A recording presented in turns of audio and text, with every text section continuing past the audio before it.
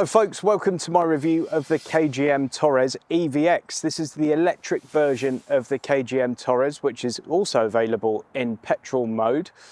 This one starts from 45 grand. If you go up to the top level of trim, you're looking at 47.5. Now this car comes with a 7-year, 90,000 mile warranty. You've got a WLTP range of over 280 miles, 287 miles in fact. And on a 350 kilowatt charger, you can go from 10 to 80% in 28 minutes. It's also got a 0 to 62 time of just over 8 seconds. Got the BYD Blade battery in this, which is good, solid, safe, tried and tested stuff. And it does claim to have some decent off-road capability. That's not something I'm going to be testing in this video, by the way, just to give you a heads up. But you've got about 17 centimeters of ground clearance. And also you can actually tow something with this electric car. It's got a towing capacity of 1.5 tons. Now the base trim level is called the K30, but this one's the K40. And the easiest way to know the difference between the two is this one comes with 20-inch wheels, as you can see here. They're quite lovely, I think. You also get premium leather as opposed to faux leather, a powered tailgate, and various other little lovely bits, like a 360 surround view camera. Now the boot space on this car is pretty much class leading. We've got 703 litres with all the seats up. You've got a nice little space under there, possibly to keep charging cables and things. And it's a nice, big, easy area to get things in and out of, particularly large objects. There's no real load lip, although the boot is quite high up, I have to say. You know, if you've got dogs that are going to jump into this, it's a little bit higher than in some vehicles.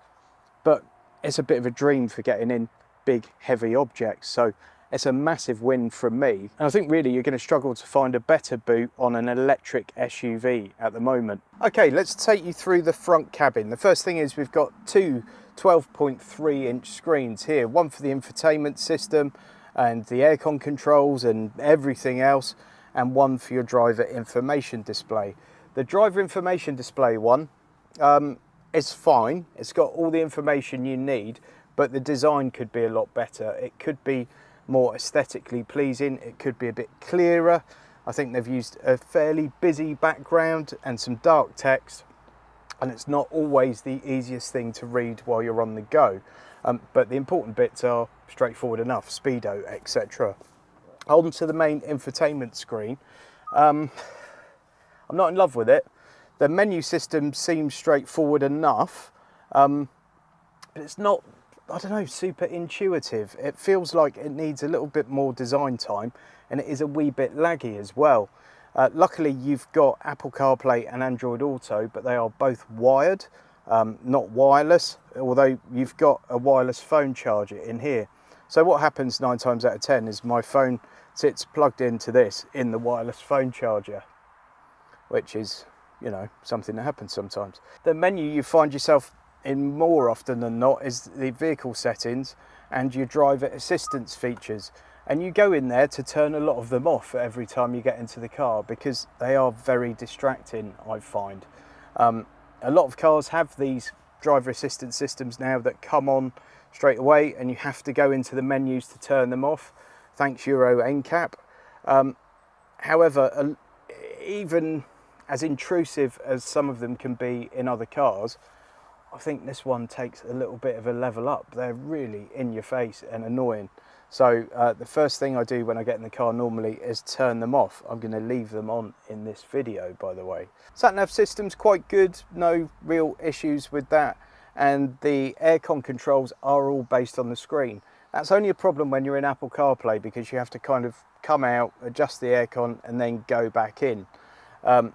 It's just one of those things where it would have been much better served with a dial or something here. Also, with a car that shouts its sort of off-road credentials fairly loudly, a button for drive mode select would have been nice and perhaps would have been sensible. Material quality is generally okay. We've got some slightly harder materials as we go down, and some stuff that is already showing a few marks. Certainly around the cup holder it's showing a few marks, and this car's got 1,600 miles on it. But it doesn't feel terrible quality. It just marks a little bit easily, I guess. You've got a nice cubby in there. We've got this sort of copper trim that offsets the darker materials quite nicely and certainly sits nicely against this sort of matte silvery grey material here. And a lot of it is really nice and plush. The seats are really comfortable. There's plenty of adjustment available in them. And then you've got this huge steering wheel with a flat bottom. That actually feels a bit too big for me, that steering wheel. It feels like it's just come straight out of the pickup truck. And perhaps in this car, it could have been a tiny bit smaller, but I am nitpicking with that. You've got proper thumb controls, buttons, rockers, all that kind of stuff on the steering wheel. That all works brilliantly well. The steering wheel is generally a little bit of a Triumph, and your normal stalks are here, so they haven't done a Tesla and taken all that away. It would have been nice to have a few more buttons and certainly some physical aircon controls, but lots of other manufacturers have fallen into the same trap of taking all that away, and it hasn't worked particularly successfully for any of them either. So, you know, don't beat KGM with a stick over this one. Down here we've got two USB-Cs and a 12-volt connector, and then under here we've also got a little bit of storage where you could maybe fit your handbag if you're that way inclined. And one other nice little touch in here is we've got some ambient lighting, which looks quite nice at night. All in all, I have to say, good effort from KGM. You know, there has been some thought that's gone into the design and everything. I wish a little bit more thought had gone into the infotainment system, and I wish we had some physical controls, but the world's not a perfect place. So in the rear cabin, you've got loads of space. The floor feels a little bit high because obviously the batteries are under there, but otherwise it feels very spacious. This one we've got rear sun blinds, we've got heated rear seats, a nice big cubby there, and we've got two more USB-Cs in the center console, which is nice because, you know, it's somewhere for the kids to plug their devices in. So in total we've got 4 USB-Cs in this car, which is very competitive. Nice central armrest with a couple of cup holders, and you've also got somewhere to hang your coat on the back of the headrests. The seats themselves in here though are not so great. They're a little bit firm and kind of almost feels bench-like. They don't feel that curved. So your rear seat passengers are going to have no problems doing long journeys in this car, but their backs might be a tiny bit sore at the end of it because the seats do feel like they could do with a bit more cushioning. Headroom wise, you've got absolutely no problems at all.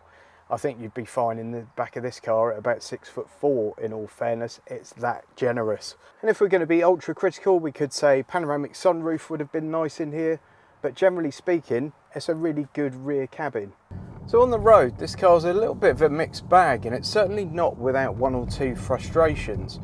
One being the driver assistance systems, which, like with many modern cars, you have to go in and manually turn off every time you get in the car if you don't want them, and they're very intrusive.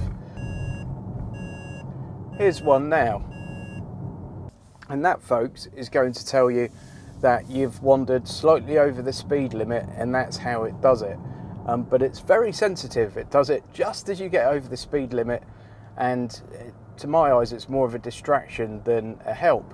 Also, it seems to be reading traffic signs incorrectly in some areas, and the first thing I do generally when I get into the car is turn that off. I've left it on just so you can see how often it kicks in, but it does get old quite quickly.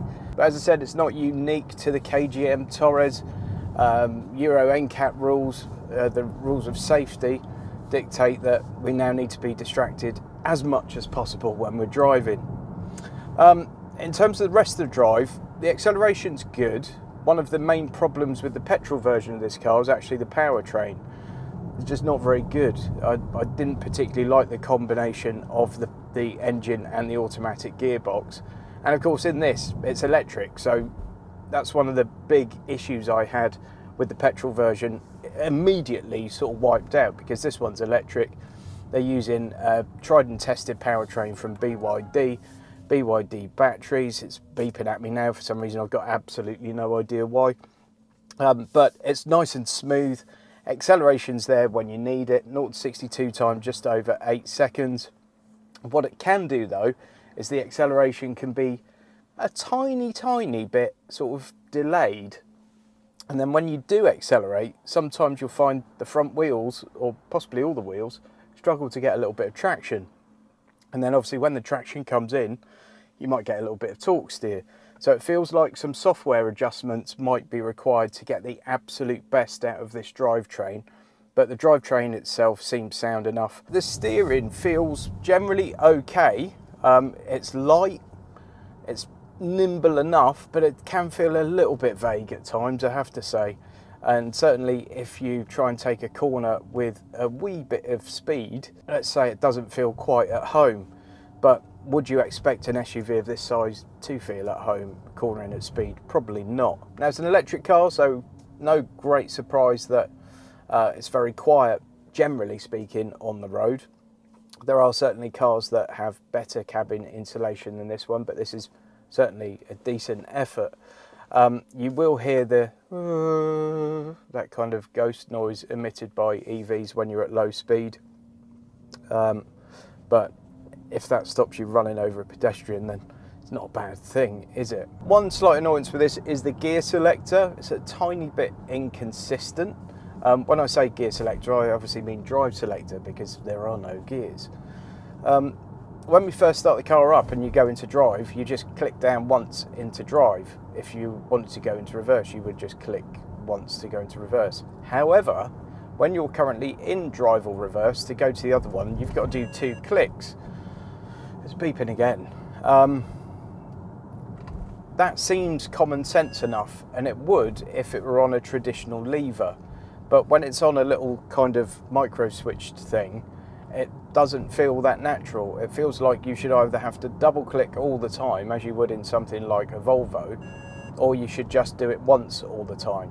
Are you hearing how many times this car's beeping at me? I'm going to turn it off in a second because it is starting to suck my will to live. But if you don't want to dive into that menu system every time you get into the car, from what I can see, this is going to happen to you on pretty much every journey. By the way, this short journey I've done here has just all been around town. I've been getting 4.2 miles per kilowatt hour, so that really is quite impressive in terms of the range. WLTP figure on it is 287 miles, and certainly it's a nice warm day, and we could probably get somewhere close to that. You might find, you know, 250 is not unachievable. However, once you get onto the open road, we're obviously going to be putting more strain onto the motors and therefore the battery, and we're in not the most aerodynamic car in the world, so you would expect that mile per kilowatt hour to drop quite significantly.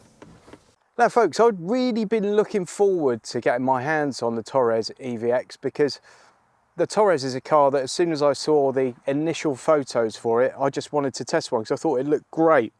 And I love the front end design. It's sort of Jeep meets Tonka toy, and I think that's great. I love the front end styling. The rest of it, not so much. But for me, it's a car that's just all right. It's not terrible, and it's a massive improvement on the petrol version. I have reviewed the petrol version of this car over on the Men and Motors channel, so go and check out Men and Motors if you want to see the petrol review. The EV does correct some of the wrongs from that car, because as I said earlier in the video, the powertrain really lets down the petrol version, in my humble opinion, and it is only my opinion. Yours may be very different, and this corrects that, because the EV setup in this works completely fine. You know, it's got decent battery, good quality battery. It gets down the road as well as you would hope for a car of this size. But the driving experience itself is just average, and that driver infotainment system is not quite up to scratch. It definitely needs some software adjustments. It might need firmware adjustments, and those driver assistance systems are just a massive distraction and need a bit of a rethink as to how they get the message across. I understand that Euro NCAP is changing and the world is changing, and car companies now under a lot of pressure to include all this stuff, but the way it's delivered needs to be a safety feature and not a distraction, and I don't think this quite does that successfully at the moment. Now for the country set, this is still a car that I would strongly recommend you go and have a look at, because not only have you got all that practicality, all that boot space, but this is the thing you should be able to take off-road. It's got 17 centimetres of ground clearance, almost, and I think it could serve you very, very well. Now, if you're hearing the good and bad about this vehicle and still thinking this is one for you, have a look at Lease Loco and see what the latest lease prices are for it. There's a link in the video description. It does help to support the channel if you use that link. And that will take you to all the best lease deals available on the Torres EVX at the time you click the link. So please go and check that out. So once again, I'm going to try and summarize this car very concisely. Infotainment system, not great. General drive, perfectly fine. The battery, the charging speeds, all decent, no problems with any of that. It's also got vehicle to load capability, which is a fairly new thing on the market. Not many of you will be able to use it yet, but in future, you know, maybe.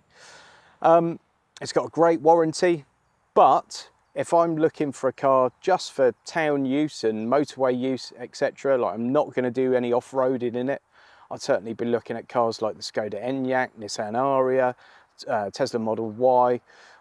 All those cars offer you a bit more in terms of driving experience and are slightly less frustrating, I would say. If you just program your muscle memory to get in and turn off some of those driver assistance features, certainly the ones that you find most distracting and most troublesome, this becomes a much better proposition. I hope you've enjoyed that review, folks. Please give this video a thumbs up. Please leave a comment below and please subscribe to the channel. I'm desperately trying to get to 50,000 subscribers this year and I'd love you to be one of them. If you want technical car reviews, there are far better channels than mine. If you want to hear about what a car's actually like to live with in the real world, then you're in the right place. Always honest, always frank. Actually, I'm Jim, but never mind. Thanks again for watching. I'll see you on the next one.